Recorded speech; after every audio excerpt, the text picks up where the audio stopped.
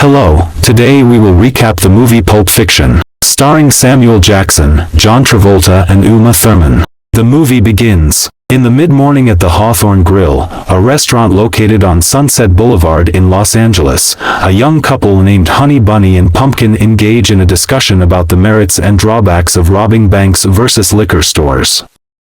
As their conversation progresses, they entertain the idea of targeting restaurants instead, realizing that they can potentially acquire more wealth by robbing customers of their wallets rather than simply stealing from the establishment's cash register. Filled with excitement, the couple declares their love for each other, and boldly stands up in their booth, announcing their intention to rob the diner. Meanwhile, earlier in the day, Jules Winnfield and Vincent Vega arrive at an apartment building in the San Fernando Valley. These two individuals are hitmen in the employ of Marsellus Wallace, and they have been sent to recover a valuable possession belonging to Wallace from a group of aspiring criminals led by a young and inexperienced individual named Brett.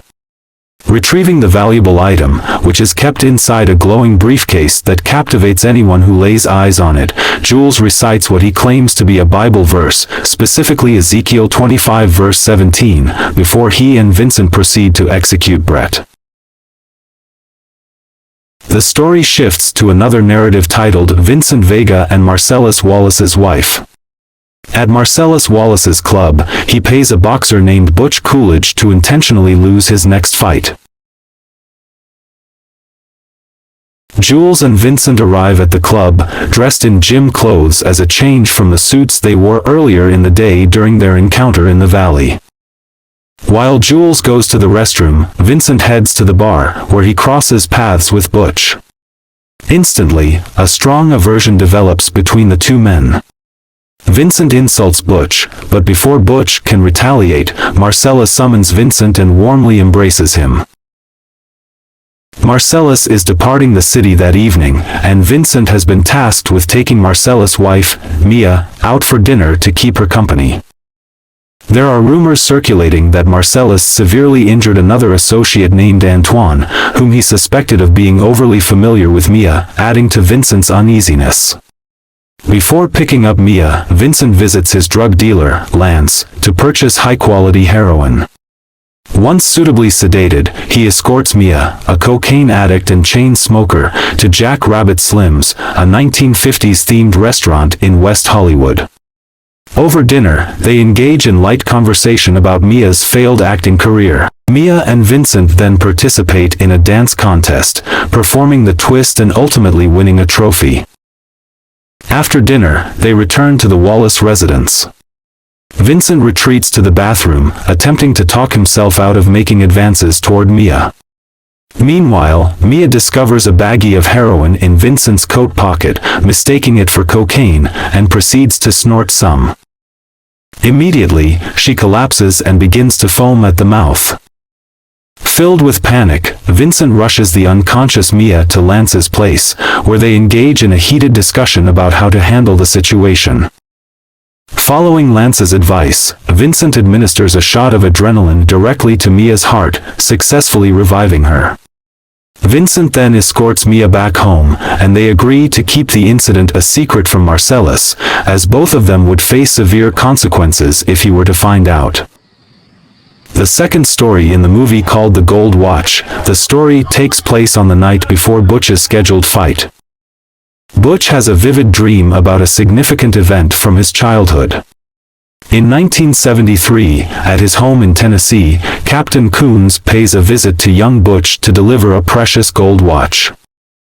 The watch has been passed down through generations, starting with Butch's great-grandfather who carried it during First World War. It was then taken by Butch's grandfather in World War II and later by Butch's father in Vietnam. Despite his father's death as a prisoner of war, he entrusted the watch to Coons, who reveals that he and Butch's father had to conceal the watch in a very unusual place to keep it safe from their captors. In the dream, Butch reaches out and takes the watch from Coons.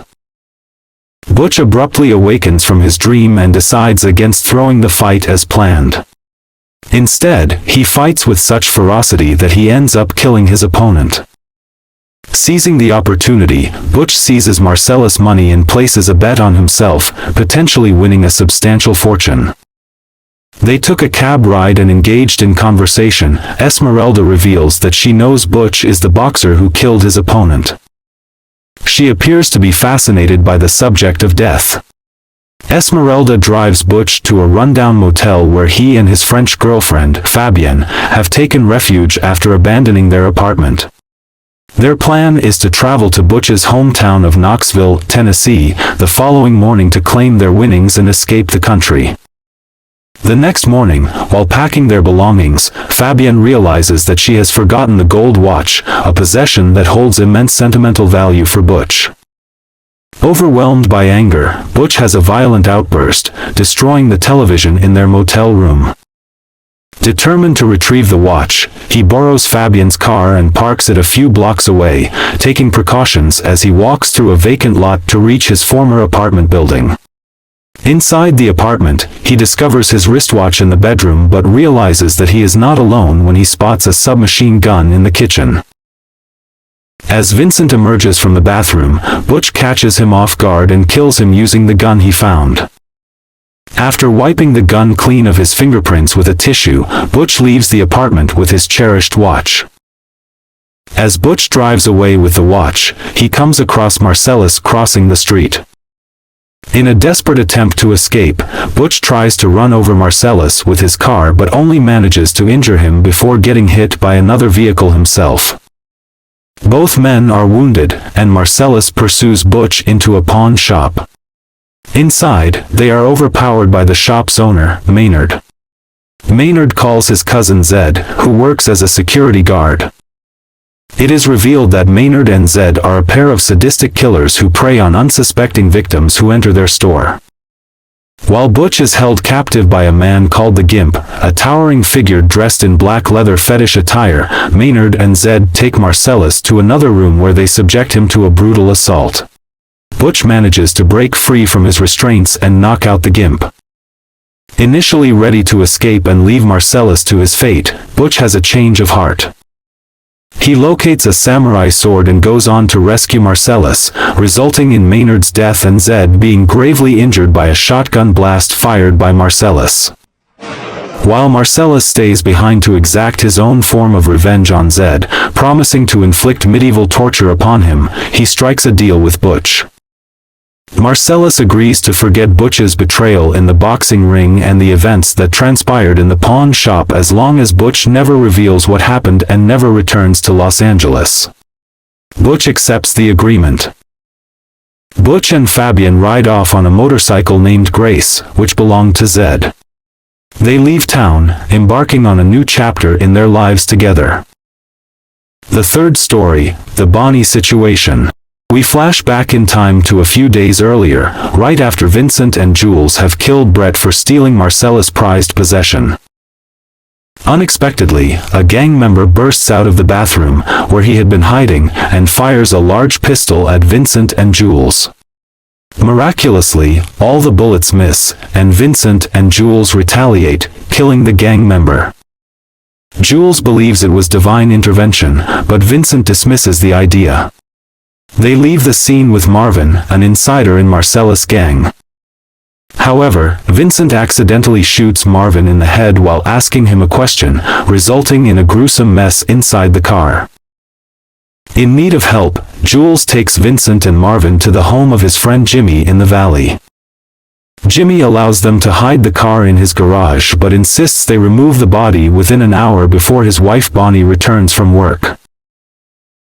Jules contacts Marsellus to explain the situation, and Marsellus calls Winston Wolfe, a professional cleaner, for assistance. Wolfe arrives at Jimmy's house and guides Vincent and Jules through the process of cleaning up the car and themselves. They change into spare clothes provided by Jimmy, get rid of the car and body at a discreet junkyard owned by Monster Joe, who is dating Wolfe's daughter. With the situation resolved, Jules and Vincent decide to have breakfast at the Hawthorne Grill.